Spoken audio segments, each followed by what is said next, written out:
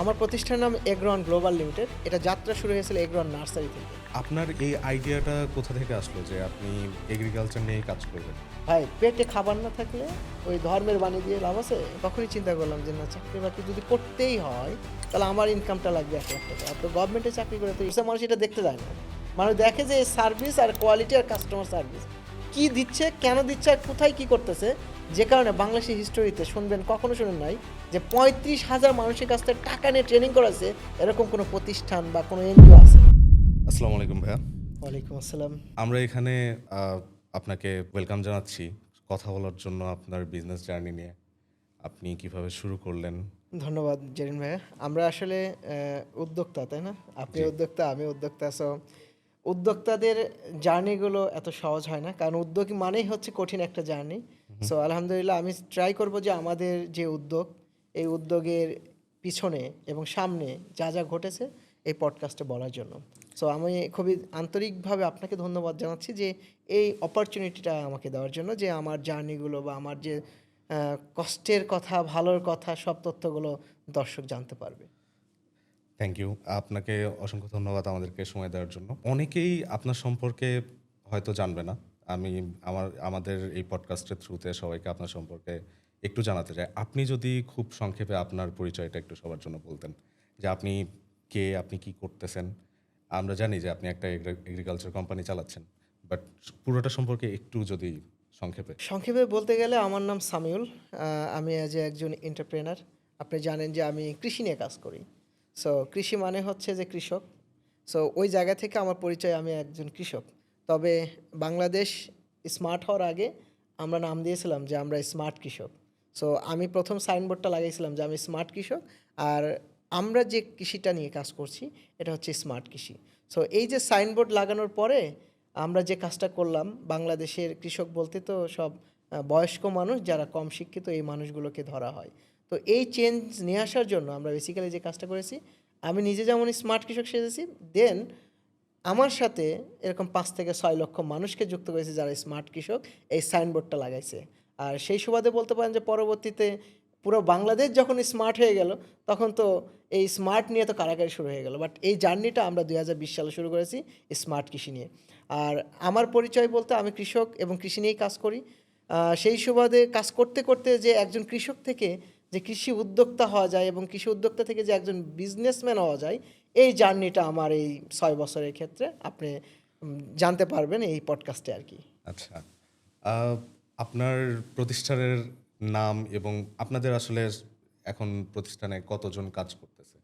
আমার প্রতিষ্ঠানের নাম এগ্রোয়ান গ্লোবাল লিমিটেড। এটা যাত্রা শুরু হয়েছিল এগ্রোয়ান নার্সারি থেকে। আচ্ছা। সো এগ্রোয়ান নার্সারি থেকে এগ্রোয়ান, তারপরে এগ্রোয়ান থেকে এগ্রোয়ান গ্লোবাল লিমিটেড। সো আমরা এই মুহূর্তে যে কাজটা করতেছি এগ্রোয়ান গ্লোবাল লিমিটেডের আন্ডারে এগ্রোয়ান সিড কোম্পানি আছে, এগ্রোয়ান ফার্টিলাইজার কোম্পানি আছে, এগ্রোয়ান পেস্টিসাইড কোম্পানি আছে, এগ্রোয়ান ওয়ান অফ দ্য বাংলাদেশের বিগেস্ট একটা সিডলিং ইন্ডাস্ট্রি আছে, এবং এর আন্ডারে এগ্রোয়ান ভেটেনারি সাইটগুলো আমরা চালু করতেছি। তো সব কিছু মিলে এগ্রোয়ানের যে এগ্রো ইনপুট, অর্থাৎ আপনি polyhouse materials, modern agriculture accessories যা লাগে, আমরা এই এগ্রোয়ান গ্লোবাল আন্ডারে আমরা সব কিছু দিচ্ছি।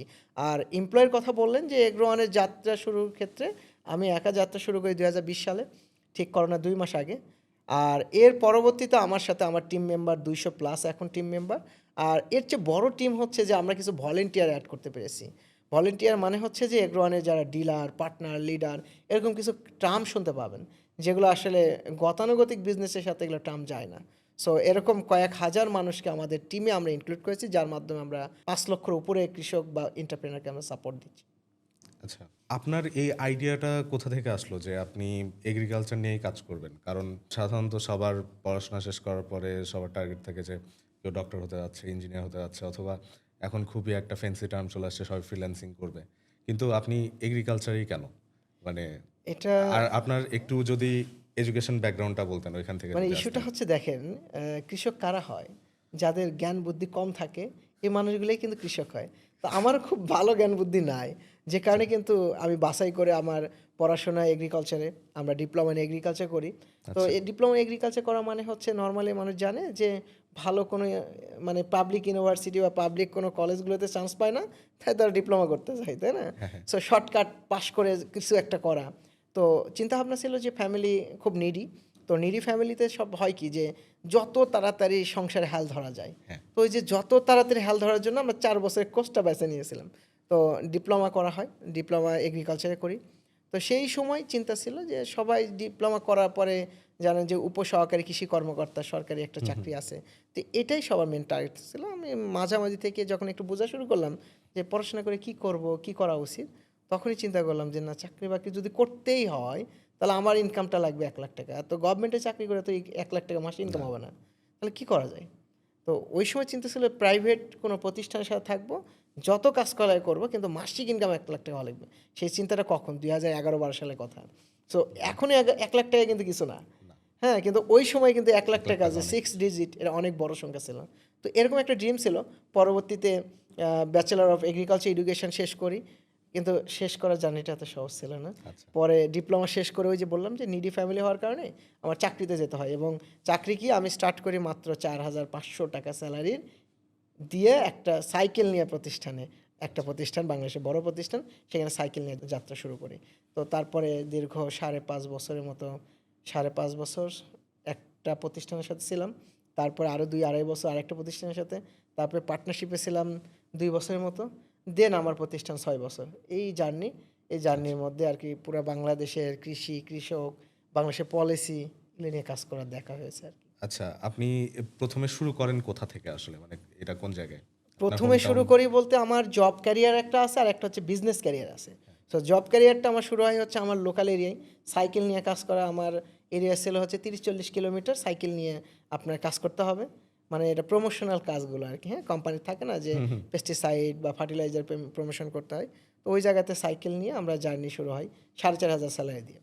দেন তারপরে ওখান থেকে আমি আরেকটা প্রতিষ্ঠানের সাথে কাজ শুরু করি রাজশাহীতে। তারপরে সারা বাংলাদেশে দৌড়াদৌড়ি এভাবে চলছে আরকি। আপনার ১ম ব্রাঞ্চটা আপনি কোথায়? আমার বিজনেসের জার্নিটা আসলে যখন চাকরি করলাম ৭.৫ বছরের মতো, এদিকে পার্টনারশিপে ছিলাম ২ বছরের মতো। তো এই করতে যেয়ে যেটা দেখা হয়েছে যে ধরেন আপনি যদি নিজের মতো কোনো কিছু করতে চান, আপনার নিজের স্বপ্ন বাস্তবায়ন করতে চান, তাহলে কারো সাথে সম্ভব না। কারণ একই সাথে আপনার ড্রিম দেখবেন, একই ড্রিম ২ জন মানুষ বা ৩ জন মানুষ, এটা অসম্ভব।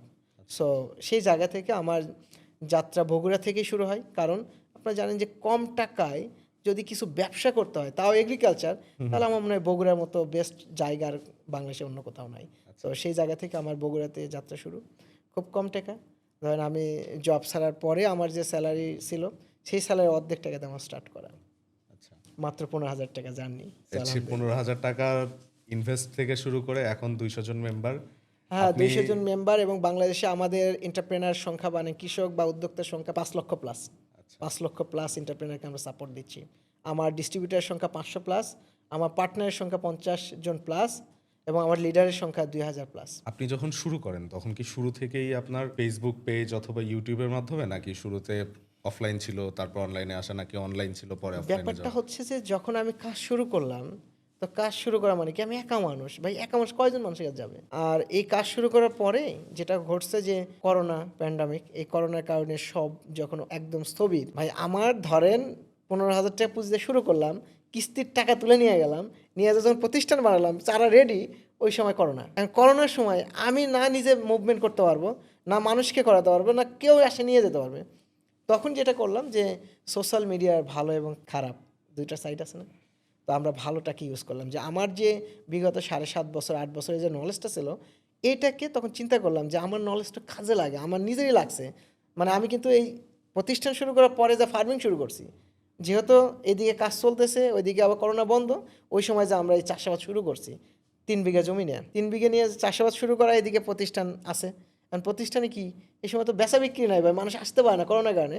তখন একটা মোটরসাইকেল আমার ছিল, সেই মোটরসাইকেল দিয়ে এই চারা অনলাইনে কন্টেন্ট মেকিং করতাম, বা বিভিন্ন কন্টেন্ট লেখা হতো।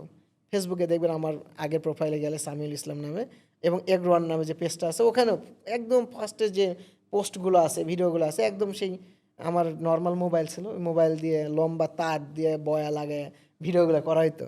এগুলো দিয়ে যা পারছি তাই বলছি, যা পারছি তাই করছি।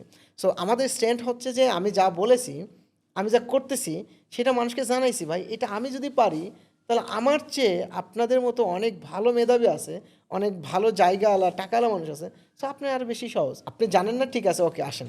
আমি প্রথমে ভিডিওতে দেখাইছি যে আমি যা যা করতেছি এটা ভালো না খারাপ, ভিডিওতে দেখাইছি। পরে ভিডিও থেকে আমরা আবার এটাকে আস্তে আস্তে যে ভাই ট্রেনিং, যে আমি যখন চারা দিই, ধরেন ভিডিও করে দিলাম, মানুষ কিনলো, এর মধ্যে কি করছে, মোটর সাইকেলে কিন্তু বাড়ি বাড়ি যা চারা দিয়ে আসছি। পাশাপাশি একটা ট্রাক ঠিক করছিলাম ওই করোনার সময়, ওই ট্রাকের দায়িত্ব ছিল আমি অনলাইনে অর্ডার নিতাম, ওই ট্রাকটা যে সারা বাংলাদেশে ডেলিভারি দিয়ে আসতো। ট্রাক মানে পিক আপ, ছোটো পিক আপ। কারণ ওই সময় তো সারা বাংলাদেশে আমার কাস্টমার পাইছি, কারণ ওই সময় করোনার সময় কিন্তু ম্যাক্সিমাম মানুষ জব সেরে বিভিন্ন কাজবাজ বন্ধ করে বাড়িতে বসেছিল। তো বাড়িতে বসে থাকা মানে কি করবে, তারা বাড়ির যে জায়গাটা জমি ছিল ওইটাকে কাজে লাগেছে। এটা আমার জন্য ভালো। তখন আপনি নিজেই উৎপাদন করতেন, নিজেই ডেলিভারি দিতেন? হ্যাঁ, এইটা যেটা হয়েছে চারা উৎপাদনটা নিজেই করতে হয়েছে, কারণ আমার তো ভাই চাইলে তো আমি এমপ্লয় রাখতে পারবো না, আমার নিজেরই পুঁজি, ধরেন কিস্তির টাকা তোলা, তো কিস্তি কয় টাকা দেয়, কিস্তির টাকা 50,000 টাকা, বেশি তো দিবে না। তো 50,000 টাকা কিস্তি, আমার 15,000 টাকা হাফ মাসের স্যালারি ছিল, আর পরে আমার ছোটো ভাইয়ের কিছু টাকা জমানো ছিল, এই দিয়েই আমাদের কিন্তু যাত্রা শুরু। সো এইভাবেই আর কি যাত্রা শুরু। এখন করোনার সময় সবাই যখন ভঙ্গুর অবস্থায়, তখন আমরা স্পিডটা ওখানে পেয়েছি যে মানুষ বসে আছে, তাকে খালি যদি বাড়িতে চারা পুষে দেওয়া যায়, এই মানুষগুলো চাষাবাদ করবে। তো এটা আমাদেরকে জানার জন্য মানুষের খুব ভালো একটা হয়েছিল, আর আমাদের ব্যবসা বড় একটা টান ঘরে ওই করোনার সময়। আচ্ছা, কিস্তির টাকা থেকে শুরু করছেন, এখান থেকে একটা প্রশ্ন মাথায় আসলো যে অনেকেই কিস্তির টাকা থেকে শুরু করে, বা অনেকে কিস্তির টাকা তুলে ব্যবসা করতে চায়, অনেকে শুরু করছেও, দেখা যায় যে তারা আরো ঋণে জর্জরিত হয়ে যায়। তাদের সাথে মানে তাদের কি প্রবলেম থাকে যেটার জন্য তারা আরো ঋণের মধ্যে পড়ে যায়? আপনাকে জানতে আর হবে আপনি কি আলাদা করলেন যে যেটার জন্য আপনি? কিস্তির টাকা মানে তো টাকাই নাকি, টাকা আপনার ধার নিলেও দিতে হবে, হ্যাঁ। কিস্তির টাকা নিলেও দিতে হবে, দিতে হবে না? তো আপনার টাকা ইনকামের আগে জায়গাটা তৈরি করতে হবে। টাকা ইনকামের জায়গা কোথায়?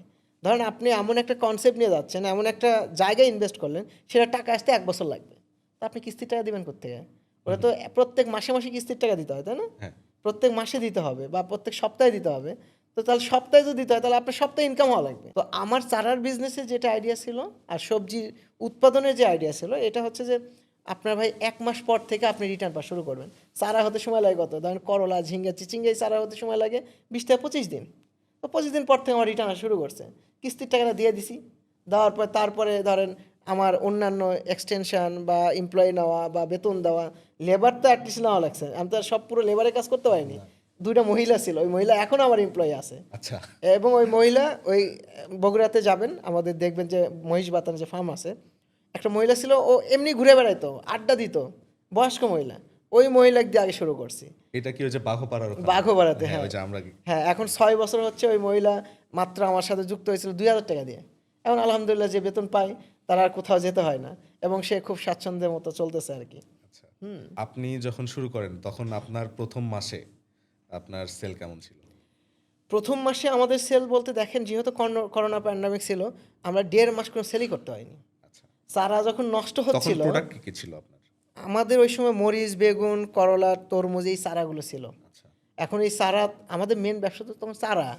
কারণ চারা মানে কি, বীজ কিনে নিয়ে যাচ্ছি, নিয়ে এসে ভাই চারা ফেলাইছি, 1 টাকার বীজ কিনছি, 3 টাকায় বিক্রি করছি। এর বাইরে তো আমার কিছু করার না আছে। একটা চারা উৎপাদন করতে খরচ হচ্ছে আমার 1 টাকা, তখন আমি বিক্রি করছি 1.5 টাকা, 2 টাকা করে, তাহলে আমার লাভ কত? 1 টাকা বা 1.5 টাকা করে লাভ। ওই 1 টাকা 1.5 টাকা লাভ দিয়ে আমার শুরু। এবং ওই সময় যেটা হয়েছে যে পুরো 1 চালান আমার বিক্রি করতে পারিনি।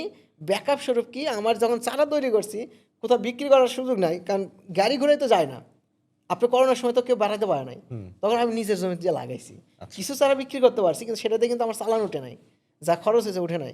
পরে আমার নিজের জমিতে লাগানোর পর ওই পুঁজিটা আবার চারা, আবার বীজ কিনে আবার লাগানো হয়েছে। তারপরে যেটা হয়েছে, এর ফাঁকে কিন্তু 1 মাস 1.5 মাস আমরা কি করছি, লেখালেখি করছি, ভিডিও করছি, এইটা দিয়ে মানুষ কিছুটা রিচ হয়েছে, আর বিভিন্ন গ্রুপে শেয়ারিং করছি, করার তখন কারণে কোনো মানুষ বুস্ট করতেন না, অ্যাড চালানো?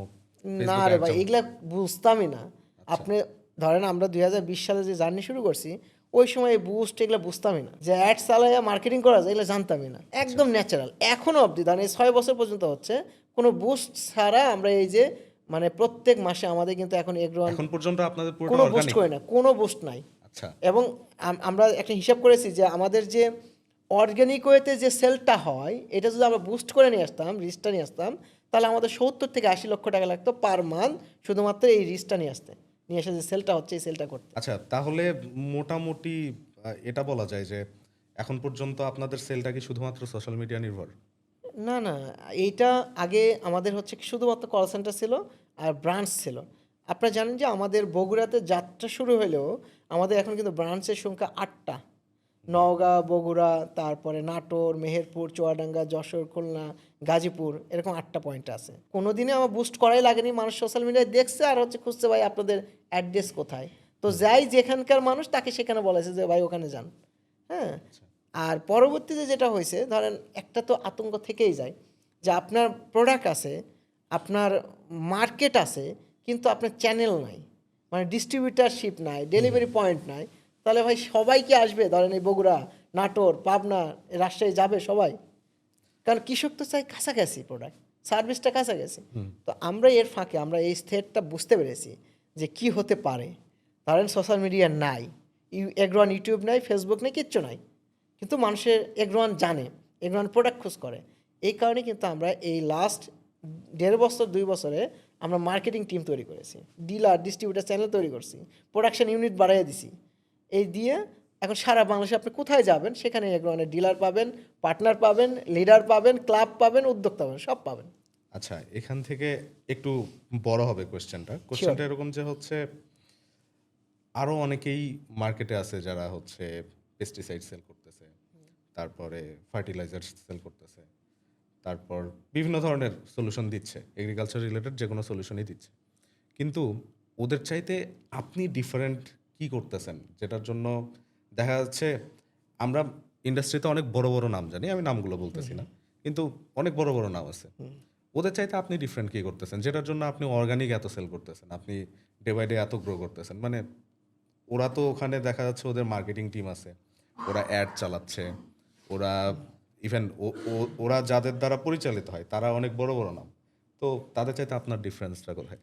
ডিফারেন্সে দেখেন যে আপনার মানুষের পালস বোঝা। আমি কি বাংলাদেশের এই 2.5 কোটি কৃষককে সার্ভিস দিতে পারবো? আমার টিকে থাকার জন্য কয়টা কৃষক লাগবে? আমার কন্টিনিউয়াস যদি সার্ভিস আমার সেল করতে হয়, আমার 25,000 কৃষক যদি আমার কাছে থাকে, তাহলে আমার 100 কোটি টাকার কোম্পানি আমি রানিং করতে পারবো। 25,000 কৃষক যদি আমার কাছে থাকে, আমার টিমে 100 কোটি টাকা ব্যবসা করতে পারবো। আমার এই 200 জনের টিমে 100 কোটি টাকা হলে আমার হবে না? হুম। হবে কি না? টিকে থাকার জন্য, এক্সটেনশনের জন্য, বা মানে ফিউচার তৈরির জন্য 100 কোটি টাকা হলে আমার এনাফ। সো আমাদের মেন টার্গেটটা হচ্ছে যে ভাই আমি টাকা যেমন আনি, আপনি বুঝেন বড় বড় কোম্পানি যাদের নাম নিচ্ছেন, কেউ ক্রেডিট ছাড়া বিজনেস করে না। আচ্ছা, শুরু থেকে এখনো অবধি আমরা কোনো ক্রেডিট দিই না, 1 টাকা ডিউয়ে আমরা কোনো বিজনেস করি না। অ্যাডভান্স টাকা বুকিং দিবে, দেন হচ্ছে আমার প্রোডাক্ট যাবে। মানুষ এসে কিনে নিত আগে, এই যে 40 কিলো, 50 কিলো, 100 কিলো, 500 কিলো দূর থেকে এসে কিনে নিয়ে যেত, এখন কাছাকাছি দিচ্ছি, কিন্তু কিন্তু আগে টাকা ক্রেডিটে দিতে হয়। ক্রেডিটে তো বেশি বিজনেস হওয়ার কথা, কারণ মানুষ জানতেছে আচ্ছা আমি ব্যবসা করলাম তারপরে টাকা দিলাম।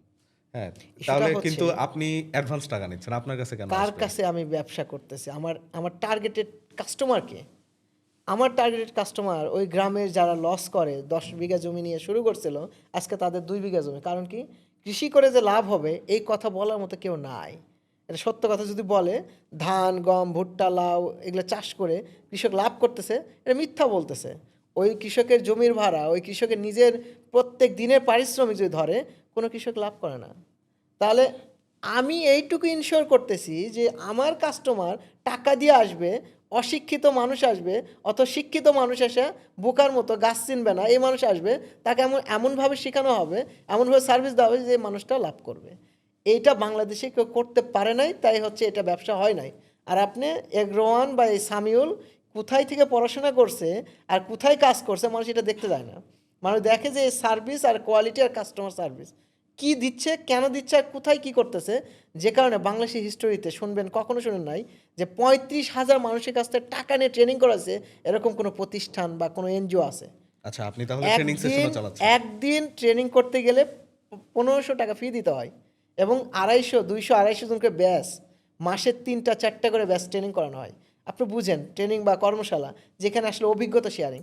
বাংলাদেশের দ্বিতীয় কোনো প্রতিষ্ঠান, দ্বিতীয় কোনো অর্গানাইজেশন নাম শুনছেন যে টাকা নিয়ে এরকম 35,000-এর বেশি মানুষকে সরকারি যেগুলো শিখাইছে? কারিগরি বা ভোকেশনাল ইনস্টিটিউট আছে তারা যে যে ধরনের ট্রেনিং দিচ্ছে এগুলোতেও এ ধরনের কোনো সুযোগ নেই? দেখেন, আমি হচ্ছে কোনো বইয়ের লেখাকে মাঠে নিয়ে যাই নাই। আচ্ছা। মাঠের জিনিসটাকে বয়ে নিয়ে আসছি। আপনি জানবেন রিসেন্ট আমাদের ২ টা বই লেখা হয়েছে। হ্যাঁ। একটা হচ্ছে 'লাখপতি কৃষকের জ্ঞান ভান্ডার'। আপনি এই বইটা খুলে দেখেন, এই বইতে কি পাবেন? এক্সাক্টলি যে একজন উদ্যোক্তা বা কৃষকের মাঠের যা ভাষা, মাঠে যা, যা হয় সেটা দেওয়া হয়েছে। মানে টাকা ইনকাম করতে গেলে একজন কৃষকের যা লাগবে সেটা দেওয়া হয়েছে। আপনি আজারা কথা বলে তো লাভ নাই। আপনার ডক্টরেট ডিগ্রি নিয়ে লাভ আছে নাকি? যদি আপনার টাকা ইনকাম না হয়, আপনি কোত্থেকে চলবেন? আপনি ধরেন মাস্টার্স করলেন, বাংলাদেশ এগ্রিকালচার ইউনিভার্সিটিতে পড়াশোনা করলেন, কিন্তু দিন শেষে আপনার মাঠের কি সমস্যা, সেটা যদি আপনি না সমাধান দিতে পারেন, দিন শেষে কী হবে? আচ্ছা। ওকে, দেখেন আমরা যে কাজটা করতেছি, একজন উদ্যোক্তা বা কৃষককে আমরা লাভটাকে ইনশিওর করতেছি। লাভ কি? তো ভাই আপনি সকল ধরনের ফসল চাষ করে লাভ পাবেন না। আপনাকে অবশ্যই কৃষিটাকে যদি ব্যবসা হিসেবে নেন, কয় টাকা ইনভেস্ট করতেছেন, কয় টাকা কত দিনের প্ল্যানিং করতেছেন, কি কাজ করে কি, কি ইম্পোর্ট ইউজ করতেছেন, যেটা কত কস্টিং এবং কি সার্ভিসের মাধ্যমে আপনি কত টাকা পাবেন, এই ক্যালকুলেশন যদি আপনার না থাকে, তাহলে আপনার তো ব্যবসা হবে না। আপনি যে কৃষিকে যদি ব্যবসা না ধরেন, তাহলে এটা ওই যে গতানুগতিক বাপদাদার দেওয়া একটা পেশা, যেটা দিয়ে আপনার জমি বিক্রি করতে হবে, কিস্তির টাকা তুলতে হবে এবং কবে গভর্নমেন্ট টাকা দিয়ে ভর্তুকি দিয়ে আপনার চালাবে, এটাই ভাবতে হবে, এর বাইরে কিছু ভাবার সুযোগ নাই। আচ্ছা, আপনি কৃষিতে এমন কি করতেছেন যেটার জন্য মানে প্রফিট হবেই? মানে আচ্ছা। আমি এটুকু আপনার সম্পর্কে যতটুকু আমি রিসার্চ করছি, এইটুকু আইডিয়া পাইছি যে আপনি যেকোনো ফসল আগাম উঠানোর চেষ্টা করেন। ফসলের ক্যালেন্ডার তৈরি করে দেন। এটা আসলে কিভাবে করতে? আচ্ছা, এইটা যেটা হয়েছে, ধরেন আমি যেহেতু বললাম যে আমি এই ইন্ডাস্ট্রিতে কিন্তু আজকে না, সে 11 সাল থেকে পড়াশোনা, তারও ধরেন 7 বছর আগে পড়াশোনা, যেহেতু আমি ডিপ্লোমা করেছি 4 বছর, গ্র্যাজুয়েশন করেছি 3 বছর, আবার চাকরির লাইফে আছে। তো সব কিছু মিলে একটা জিনিস ট্রু বাংলাদেশের হিস্ট্রিতে, যে কিছু ক্রপস আছে যেটাকে ক্যাশ ক্রপ বলা হয়, হ্যাঁ, যেটাকে বলা হয় হাই ভ্যালু ক্রপস, যেটা নিয়ে রিসেন্ট কিন্তু গভর্নমেন্টও কাজ শুরু করেছে। এই হাই ভ্যালু ক্রপসের আর্লি কিছু মৌসুম আছে, যে আর্লি মৌসুম যদি ধরা যায়, তাহলে ওই আর্লি মৌসুমে কিছু টিক্স আছে যেটা সবাই পারে না। ওই আর্লি মৌসুম, আর্লি মার্কেট যদি ধরা যায়, প্রত্যেকটা মানুষ বাংলাদেশের যে কোনো বিজনেসের তুলনায় হালাল উপায়ে যদি কোনো ব্যবসা করছে, তাহলে এই হাই ভ্যালু ক্রপস প্রোডাকশন, এই টেকনিকটা যদি জানে, তাহলে এখানে টাকা ইনকাম হবে। এবং এর মাধ্যমে মানুষ বাংলাদেশে এমপ্লয়মেন্টের যে ব্যবস্থা, যেটা ধরেন গভর্নমেন্ট, আমাদের নতুন গভর্নমেন্ট যারা আসতে চায়, সবাই কিন্তু এমপ্লয়মেন্ট নিয়ে ভাবতেছে এবং মাদক নিয়ে ভাবতেছে না। এমপ্লয়মেন্ট যদি ঠিকমতো হয়, তাহলে মাদক, আপনি সন্ত্রাস যাই বলেন, ভাই পেটে খাবার না থাকলে ওই ধর্মের বাণী দিয়ে লাভ আছে? না। সো পেটে খাবারটা হচ্ছে কি এমপ্লয়মেন্ট, আপনি একটা ইনকামের ব্যবস্থা করে দেওয়া। তো ইনকামের ব্যবস্থা হচ্ছে যে হাই ভ্যালু ক্রপস, শর্ট পুঁজি, খুবই কম টাকায় কম সময়ে যেটা হয়। কারণ আমি আপনাকে সিম্পলি একটা উদাহরণ দিয়ে দিতে পারি। এবছর টমেটোর দাম এখন পর্যন্ত 50 টাকা কেজি, তাই না? হুম। কারণ কি? বাংলাদেশে ক্লাইমেট চেঞ্জ হওয়ার কারণে যে কোনো হাই ভ্যালু ক্রপসগুলো আগাম আর নামানো যাচ্ছে না, ইভেন সিজনেও আর হচ্ছে না, তাই কিন্তু বাজারের দাম বেশি। আচ্ছা। যেটা আগে ইন্ডিয়া থেকে আনতো বা বিভিন্ন দেশ থেকে আসতো, আপনি অবাক হয়ে যাবেন, বাংলাদেশে কৃষিতে স্বয়ংসম্পন্ন বলি না, কিন্তু স্বয়ংসম্পন্ন বিদেশ থেকে আনার ক্ষেত্রে আমরা অনেক ধন্য। মানে এই যে ধরেন, মানে এত পরিমাণ টাকা ডলার খরচ করে আমরা যে ভেজিটেবল বিভিন্ন ফ্রুটসগুলো নিয়ে আসি, তাহলে আমরা কিসের স্বয়ংসম্পন্ন এবার ভেবে দেখেন। সো এই জায়গাতে বাংলাদেশে এত পরিমাণ ইয়াং এডুকেটেড মানুষ আছে যারা কিচ্ছু করে না ভাই, ঘুরে খায়, এই মানুষগুলো আমরা কিছুটা হলে পাগল বানাইতে পারছি। এই পাগল বানায় এদেরকে ট্রেনিং করে, প্রপার ট্রেনিং, কিচ্ছু লাগে না ভাই। আপনি একটা গাছের ভাষা বোঝা লাগবে, গাছ লাগাতে হয় কেমন সেটা জানতে হবে, কোন সময় লাগাতে হয়, কি জাত লাগাতে হয়, কী কী পরিচর্যা করতে হয়, এগুলো তো ভাই মানে কমন ব্যাপার না। আপনি এক সিজন পারবেন না, দ্বিতীয় সিজনে পারবেন, দ্বিতীয় সিজন পারবেন, তৃতীয় সিজনে পারবেন। সো মাত্র 3-4 মাস আপনার ধৈর্য থাকবে না, তাহলে আপনার ব্যবসায়ী হওয়ার কোনো দরকার নেই। আর 50-1 লাখ টাকা আপনি ইনভেস্ট করতে পারবেন না, এরকম লোক খুবই কম আছে। কিস্তিতে গেলেও আপনার 50,000 টাকা দেয় ভাই। আর এখানে 50,000 টাকা 1 বিঘা জমিতে ইনভেস্ট করবেন, রাইট টাইম রাইট পরিচর্যা যদি করতে পারেন, আর রাইট মার্কেটে যদি আপনি প্রোডাক্টটা নিয়ে যেতে পারেন, তাহলে 1 বিঘা ওই 50,000 জমি মানে টাকা দিয়ে আপনি 3 লাখ 4 লাখ টাকা মতো আনতে পারেন, যেটা হয়েছে এবারে টমেটোতে। আমাদের সেপ্টেম্বর মাসে যা টমেটো লাগাইছে, এই টমেটো চাষি বিঘা প্রতি 4 লাখ 5 লাখ টাকা মতো পাইছে। বুঝছেন? আপনি কোন ব্যবসায় হিউজ যাবেন? ইনকাম। কারণ এটা কি? এটা কয় মাসে হচ্ছে তাহলে? ধরেন যেদিন চারা রোপণ করবেন সেদিন থেকে, ওকে, যেদিন চারা রোপণ করবেন সেদিন থেকে 70 দিনে আপনি বাজারজাত শুরু করতে পারবেন। তো আমার 2 মাসের প্রজেক্ট, তাই না? এটা কন্টিনিউয়াস হবে আপনার আরও 2 মাস, এই 4 মাসের প্রজেক্ট। 4 মাসে আপনি 50,000 টাকা ইনভেস্টমেন্ট পাইলেন কত? দাম ভালো পাইছে, 4 লাখ 5 লাখ হয়েছে। দাম একটু কম পাইলে 1 লাখ 1.5 লাখ হয়। তো ইভেন আর কি চান? 50,000 টাকা ইনভেস্ট করলেও কোথাও থেকে এত রিটার্ন পাওয়া সম্ভব না। কখনোই সম্ভব না। আপনি যদি মানে জুয়া না খেলেন, জুয়া যেটা বলে না? জুয়া খেলা, জুয়াতে তো বিটকয়েন। লসও আছে। হ্যাঁ, কিন্তু লসও আছে। এটাকে আমরা একটু আস্তে আস্তে ট্রান্সফর্ম করার চেষ্টা করি। যেমন শিওর। হচ্ছে আমরা এতক্ষণ মোটামুটি এগ্রিকালচার সম্পর্কে শুনছি। রাইট। আহ, ধরে নিলাম আপনি হচ্ছে শুধু আহ, একজন, যদি এরকম হতো যে একটা জায়গা থেকে আপনি শুধু এই জিনিসগুলো প্রোভাইড করতেছেন, ছোট ব্যবসা, বাট আপনি যখন ডে বাই ডে বড় হচ্ছেন তখন আস্তে আস্তে আপনার ইনফ্রাস্ট্রাকচার বিল্ড করতে হচ্ছে অফিসের। যেমন আপনার কোম্পানি বড় হচ্ছে, কোম্পানির রেজিস্ট্রেশন থেকে শুরু করে আপনি আহ, বিভিন্ন স্টেজে স্টেজে আপনার এমপ্লয়ি দরকার হচ্ছে।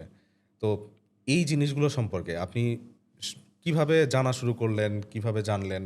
এখন যেহেতু আমাদের পডকাস্টটা টার্গেটেড অডিয়েন্স যারা থাকবে তারা কেউ না কেউ কিছু না কিছু বিল্ড করতে চায়। রাইট। তো তারাও যখন নিজেরা কিছু একটা শুরু করবে তো তাদের এটাও বুঝতে হবে, আচ্ছা আমি যখন একটা কোম্পানি দাঁড় করাচ্ছি তখন আমার কী কী জিনিস মাথায় রাখা লাগবে, ফাইন্যান্স কীভাবে করতেছি, টিম কীভাবে বানাচ্ছি, টিম লিডদের কীভাবে সিলেক্ট করতেছি, ট্যাক্স কীভাবে ম্যানেজ করতেছি। তো এই জিনিসগুলো নিয়ে আপনি কিভাবে, মানে আপনি শুরু থেকে জানতেন নাকি ডে বাই ডে কীভাবে জানা শুরু করছেন?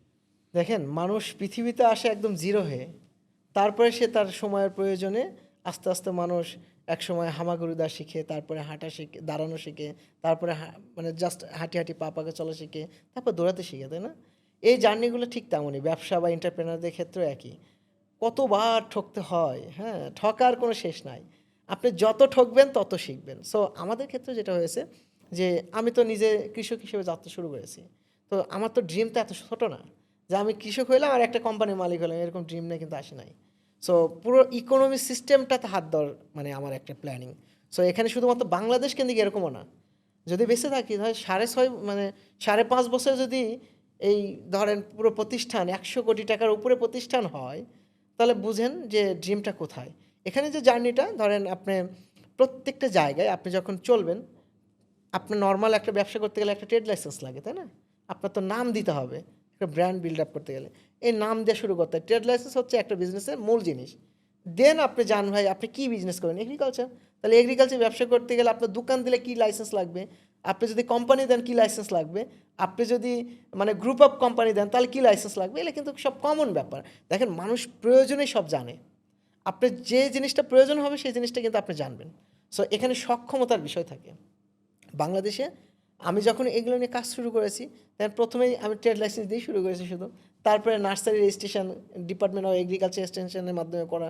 তারপরে এটা ফার্টিলাইজার অ্যাসোসিয়েশন থেকে ফার্টিলাইজার মানে আপনার লাইসেন্স নেওয়া। আপনার পেস্টিসাইডের ক্ষেত্রে আপনার ক্রপ প্রোটেকশন ইউনিট থেকে বা অ্যাসোসিয়েশন থেকে লাইসেন্স নেওয়া লাগে। এরপর গভর্নমেন্টের লাইসেন্স আছে, প্রোডাক্ট ওয়াইজ লাইসেন্স লাগে। সো এরকম অনেকগুলো ইস্যু থাকে যেটার মাধ্যমে আপনাকে সময়ের সাথে সাথে লাইসেন্সগুলো পাবেন। আরেকটি ইস্যু এমপ্লয় বাছাই করা। এমপ্লয়ি বাছাই করা এটা অনেক কঠিন একটা জায়গা। এমপ্লয়ীদের ক্ষেত্রে যে জিনিসটা হয়েছে ধরেন আপনার পার্সোনালিটি দেখে লোকজন কিন্তু আপনার সাথে কাজে আসবে শুরুর দিকে। তো যে কাজটা হয়েছে যে আমার রেপুটেশনটা ভালো ছিল। আমি যখন বগুড়াতে প্রতিষ্ঠান শুরু করি, তো সেই ক্ষেত্রে আমার দেখা গেছে যে প্রতিষ্ঠানের সাথে ছিলাম, তো আমার সাথে যে লোকজনগুলো ছিল ওরাই আমার প্রথম এমপ্লয়ি হিসেবে যুক্ত হয়। তারপরে আস্তে আস্তে প্রতিষ্ঠানের সার্ভিস, কোয়ালিটি, কাস্টমার ফিডব্যাক এগুলো দেখে আস্তে আস্তে এমপ্লয়িগুলো কিন্তু আসে। এবং দিন শেষে কিন্তু একটা জিনিস সত্য যে যখন আপনি নতুন প্রতিষ্ঠান করবেন তখন আপনি এক্সপিরিয়েন্স লোক পাবেন না এবং কোয়ালিটি লোক পাবেন না। এক্সপিরিয়েন্স এবং কোয়ালিটি তৈরি করবেন, দেন আপনাকে এই লোকগুলোকে ছেড়ে দিতে হবে, কারণ এই লোকগুলো আপনার কাছে থাকবে না। কারণ কি, আপনার প্রতিষ্ঠান যখন ছোট তখন আপনি চাইলেও স্যালারি বড় প্রতিষ্ঠানের মতো দিতে পারবেন না, আপনার আদার্স ফ্যাসিলিটিগুলো দিতে পারবেন না। দিন শেষে কী হবে, এরা প্রত্যেকটা মানুষই তো বেটার অপরচুনিটি চায় না। তো ধরেন আমার প্রতিষ্ঠান শুরু থেকে যে এমপ্লয়িগুলো ছিল যেখানেই ছিল, আমাদের কাজের ধরন, সার্ভিস এবং স্কিলগুলো বেটার। যেটা বড় প্রতিষ্ঠান বলেন ছোট প্রতিষ্ঠান বলেন তাদের সাথে কম্পেয়ার করলে আমাদের এমপ্লয়ি স্কিল অনেক ভালো হওয়ার কারণে এরা বেশি বেশি দামে অন্য প্রতিষ্ঠান জয়েন করতো। সো এরকমই এই জার্নিগুলো আমাদের এই পুরো 6 বছর ধরেই হয়েছে। বাট রিসেন্ট আমরা 1-1.5 বছর যাবত হচ্ছে যে আমাদের কাছে যে এমপ্লয়িগুলো আসে, কোয়ালিটি এমপ্লয়িও আসতেছে আর ভালো মানে ফিডব্যাকও পাচ্ছে, তাদেরকে ভালো স্যালারিও দিতে পারতেছি। আলহামদুলিল্লাহ, স্যালারি এবং স্কিল লোকজন নিয়ে আমরা খুব ভালো একটা টিম বিল্ড আপ করেছি এই 200-250 জন কৃষক মানে আমাদের এমপ্লয়ের। আচ্ছা, আপনি এই স্যালারির ব্যাপারে যে আপনার কোম্পানিতে এখন হচ্ছে সর্বোচ্চ কত স্যালারি পায় এবং সর্বনিম্ন কত পায়? আচ্ছা, এটা যদি এটা এটা একটা হাইড একটা কিউরিওসিটির বিষয়, জায়গা। তারপরে হচ্ছে যে আমাদের যে একদম টপে আছে 3 লক্ষ টাকা ধরে, মানে হাই, তার 3 লক্ষ টাকা। আর আমি আরো অনেক বেশি নিই আমার প্রতিষ্ঠান আপনি থেকে। স্যালারি হিসেবে না? আমি স্যালারি নিই, হ্যাঁ। আমার স্যালারি 8 লক্ষ টাকা আর কি। সো আর আমাদের যে বাহির থেকে হায়ার করা আছে এরকম 3 লক্ষ, 2 লক্ষ, 1.5 লক্ষ, 1 লক্ষ, এরকম অনেক আছে। আর সবচেয়ে সর্বনিম্ন? সর্বনিম্ন বলতে ধরেন যারা আছে তাদেরও মহিলা এমপ্লয়িগুলো, এদের 8,000 টাকা থেকে 12,000 টাকা, যারা একদম লেবার। আর যারা এডুকেটেড এদের 20,000-এর কম কেউ নাই আসলে এরকম। আচ্ছা, আহ, সর্বোচ্চ যাকে স্যালারি দিচ্ছেন তার পজিশনটা কি কোম্পানিতে? আমাদের যে ধরেন হেড অফ সেলস আছে, সে হচ্ছে আমাদের পুরো সেলস ডিপার্টমেন্টটা দেখে। এরপরে এজিএম আছে, তারপরে বিভিন্ন ডিপার্টমেন্টের ম্যানেজারগুলো আছে। এদের স্যালারি রেঞ্জগুলো একদম টপ ক্লাস। আচ্ছা, আহ, এবার আসি হচ্ছে ইয়াং জেনারেশনের যে জায়গায় ইন্টারেস্ট থাকে, যে বিজনেসে আসার সাথে এডুকেশনের সম্পর্কটা কোথায়? আসলেও এডুকেশন কতটা গুরুত্বপূর্ণ, নাকি একজন চাইলেই এডুকেশন স্কিপ করতে পারে? আপনার কাছে কোনটা মনে হয় যে আহ, কেউ যদি এন্টারপ্রেনারশিপে আসতে চায় তার কিভাবে আসা উচিত? চাইলে সে কি আচ্ছা মন চাইলো ছেড়ে দিয়ে চলে আসলাম এরকম? বিষয়টা এরকম না যে আপনার শিক্ষা লাগবে না, এরকম না। আসলে আপনি কিনে কাজ করবেন, তাই না? সেই জিনিসটা আপনার জানা লাগবে। এখন সেইটার জন্য তো আপনার, মানে আপনি তো কাজ করবেন ভাই কৃষি নিয়ে, তো আপনার নিশ্চয়ই আপনার মেডিকেলে পড়াশোনা করার দরকার নাই, ইঞ্জিনিয়ারিং পড়ার দরকার নাই।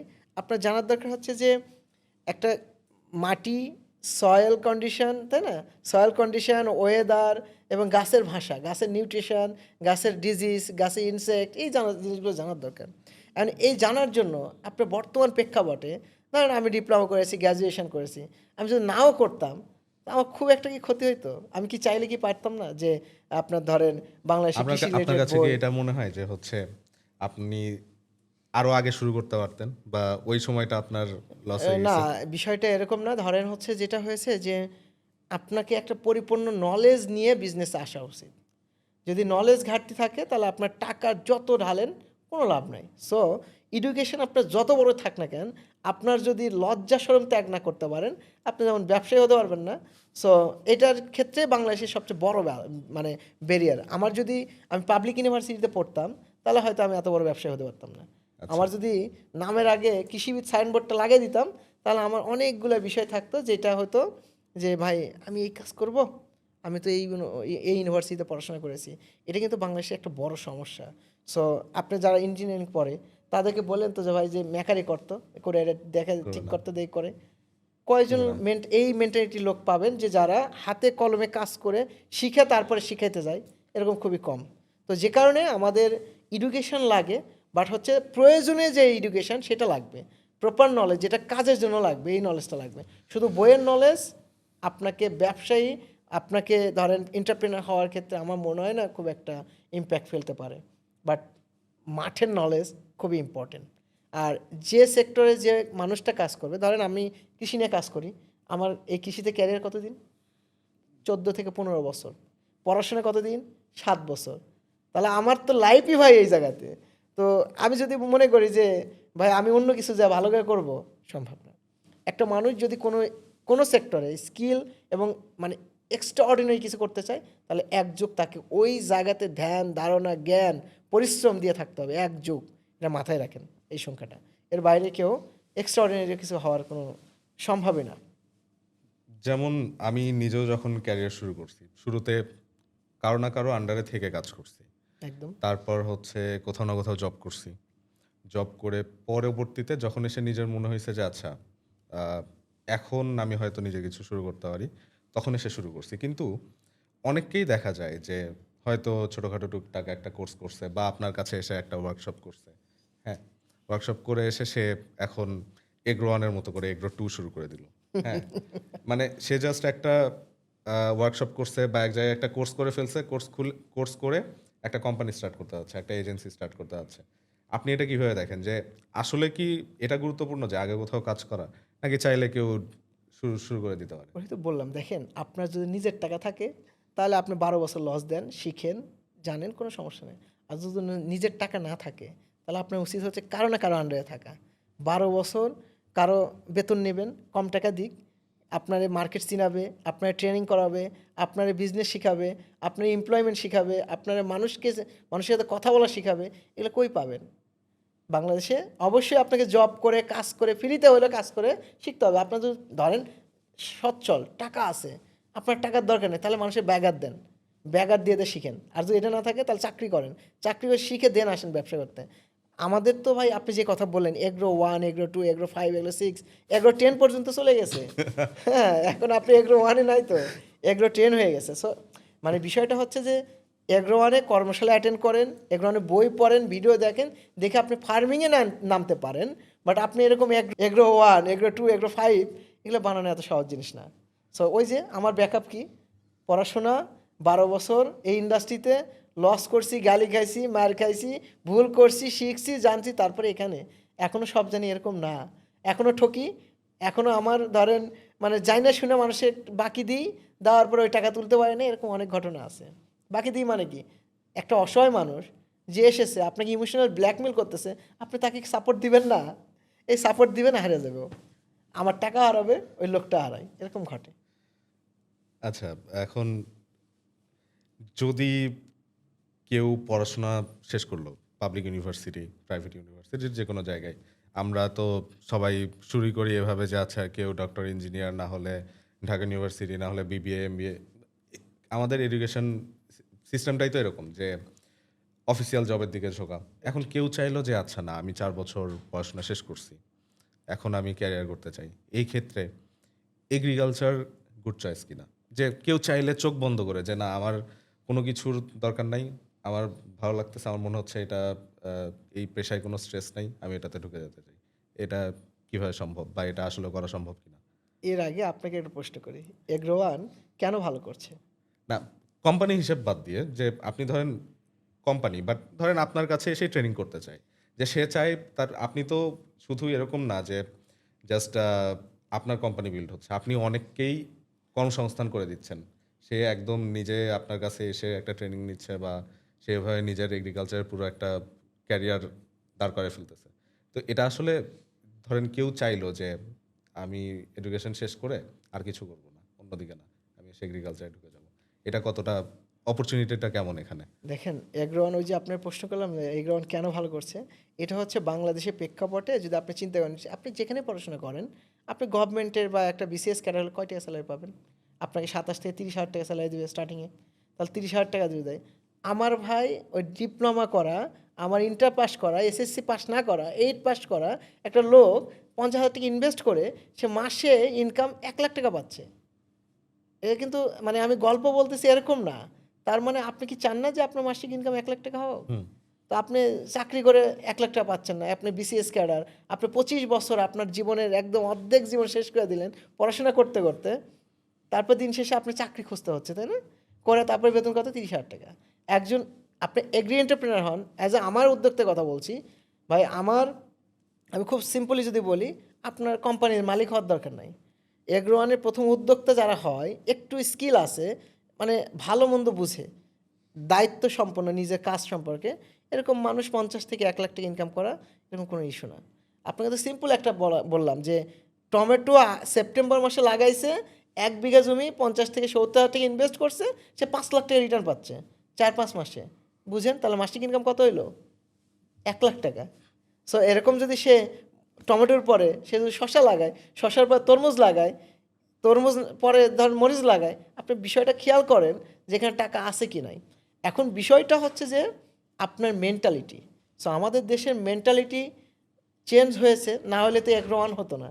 যে এখানে শিক্ষিত সচেতন জ্ঞানীগুণী মানুষগুলোকে কৃষকের সাইনবোর্ড লাগায় তাদের এখন টিকে রাখতেছে, না হলে তো প্রতিষ্ঠান বড় হতো না।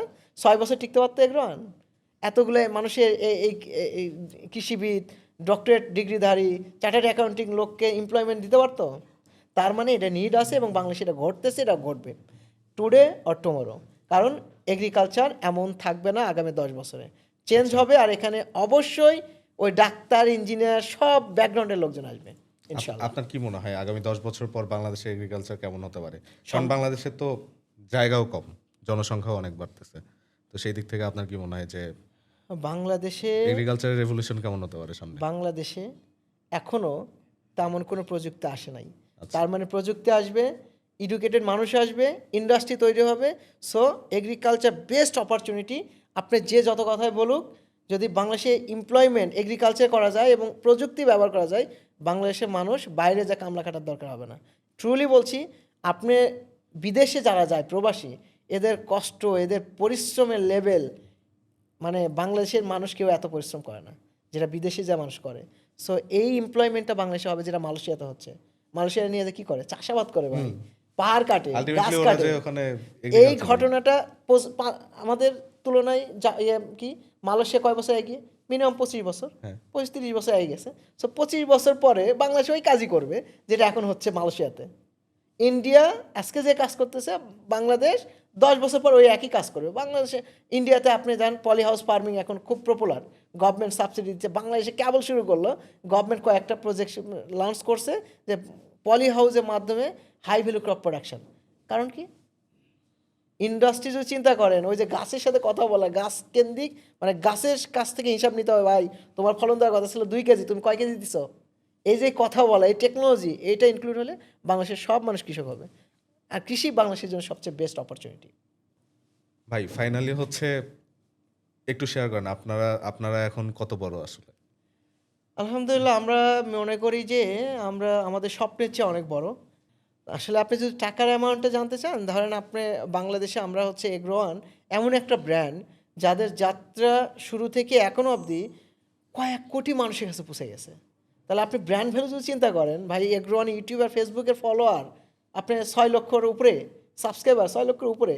তার মানে ভিডিও ভিউ হয় প্রত্যেক মাসে 10 মিলিয়নের কাছাকাছি। তো 10 মিলিয়ন মানে কি 1 কোটি মানুষ। তাহলে যে ব্র্যান্ডটা আপনার 4-5 কোটি মানুষের কাছে পৌঁছে গেছে, তার ব্র্যান্ড ভ্যালু কত? মিনিমাম 200 কোটি টাকা। সো আমরা এই এত বড় টিম, অপারেশন এবং সার্ভিস যে চালু রাখছি, এটা আপনি আমরা মানে এই বছর যদি চিন্তা করি, তাহলে আমাদের অর্ধ কোটি টাকার মানে মানে 100 কোটি টাকাতে আমরা হয়তো আগামী 2-1 বছরের মধ্যে আমরা যাবো ইনশাল্লাহ। তো সেই ক্ষেত্রে আমরা মনে করি যে আমরা আমাদের স্বপ্নের চেয়েও বড়, এবং টাকার অ্যামাউন্টটা আমাদের কাছে কোনো মানে অনেক বড় ইম্পর্টেন্ট বিষয় মনে হয় না। আমরা যে থিম নিয়ে কাজ করছি, আমরা বিলিভ করি বাংলাদেশের এডুকেটেড কৃষকের আইডল এবং এডুকেটেড কৃষকের হচ্ছে মানে মেন রাস্তাটা হবে এগ্রোয়ান, এবং এগ্রোয়ান থেকে নাই এই শব্দ কোনো শুনবে না ইনশাল্লাহ। আর এখানে আমরা ওইভাবে কাজ করছি যে ওয়ান স্টপ সলিউশন প্রোভাইড করছি, যেখানে মানে আপনার নলেজ, তারপরে আপনার ট্রেনিং, প্ল্যানিং, প্রোডাক্ট, সার্ভিস, সব কিছু এভরিথিং সাপোর্ট আমরা দিচ্ছি। এবং এইভাবেই এগ্রোয়ান আসলে শুধুমাত্র বাংলাদেশ না, ইন্টারন্যাশনাল প্রতিষ্ঠানগুলো এগ্রোয়ানের সাথে যাত্রা শুরু হয়েছে। আমাদের রিসেন্ট 2টা প্রতিষ্ঠান, একটা নেদারল্যান্ডের প্রতিষ্ঠান আর একটা হচ্ছে ইউকে প্রতিষ্ঠান, যারা এগ্রোয়ানের সাথে জয়েন্টলি কাজ করতেছে এই মানে climate, agriculture, high value crops এবং মানে এমপ্লয়মেন্ট নিয়ে তারা এগ্রোয়ানের এই থিমটাকে খুব চয়েস করেছে। তো আলহামদুলিল্লাহ, আমি বিলিভ করি যে এগ্রোয়ান আগামী খুব কয়েক বছরের মধ্যে বাংলাদেশের টপ অফ দ্য কোম্পানি হবে, আশা করছি এগ্রিকালচারে ইনশাল্লাহ। ইনশাল্লাহ। আমরা পডকাস্টের মোটামুটি শেষ পর্যায়ে চলে আসছি। একদম শেষ করার আগে আপনি যদি ইয়াং জেনারেশন বা যারা অপরচুনিটি খুঁজতেছে, তাদের জন্য যদি আপনি কিছু বলতে চান, তারা কিভাবে সামনের দিনগুলোতে নিজেদের ক্যারিয়ার প্ল্যান করতে পারে, খুব সংক্ষেপে? সংক্ষেপে যদি বলতে যাই, মানে খুব সিম্পল একটা ইস্যু, যে ভাই আপনি কি করতে চান ঠিক করেন, ঠিক করার পরে লেগে থাকেন। আর লেগে থাকা মানে কি, পরিশ্রম করেন। পরিশ্রমের বাইরে কোনো শর্টকাট রাস্তা নাই। আর দিন শেষে একটা জিনিস খেয়াল রাখতে হবে ভাই, যে কয়েকটা ইথিক্স লাগে। ইথিক্সটা হচ্ছে যে আপনি কাউকে মারবেন না, কাউকে ঠকাবেন না, আর নিজেকেও ঠকাবেন না, আপনি ভালো কাজ করবেন। এই ইথিক্সটা যদি রাখেন আর মানুষকে যদি না ঠকান, আল্লাহ আপনাকে ঠকাবে না, এইটুকু বিলিভ রাখতে পারেন। সো ডেডিকেশন লাগবে, ধৈর্য লাগবে। এটা নিয়ে যে কেউ যে কোনো পেশাতে শুরু করবে, আল্লাহ তাকে তুলবেই, আমি এইটুকু বিলিভ করি। কারণ আমার কোনো স্কিল নাই, আমার আহামরি কোনো গুণ নাই যেটা দিয়ে আমি এত ভালো কিছু করতেছি, আল্লাহ আমাকে করাইতেছে। শুধুমাত্র একটা জিনিস আছে, ধৈর্য, পরিশ্রম করা। আমি যাই বুঝি সেটাই করি, আমার কোনো আলাদা কোনো স্কিল নাই। হ্যাঁ, আচ্ছা, অসংখ্য ধন্যবাদ ভাই আমাদের পডকাস্টে আসার জন্য। আজকে আমরা অনেক কিছু নিয়ে আলোচনা করলাম, এর মাঝে অনেক কিছু অজানা থেকে গেল। হয়তো যদি কখনো সুযোগ হয় আবার আপনার কাছে জানার চেষ্টা করব। ইনশাল্লাহ। থ্যাংক ইউ সো মাচ আমাকে এই সুযোগটা দেওয়ার জন্য, এবং আমাদের ইন্টারনাল অনেকগুলো তথ্যগুলো আমরা বলেছি এই পডকাস্টে। সো জেরিন ভাই, আপনাকে অসংখ্য ধন্যবাদ আমাকে ডাকার জন্য। অনেক ধন্যবাদ ভাই। Thank you. আসসালামু আলাইকুম। আসসালামু আলাইকুম।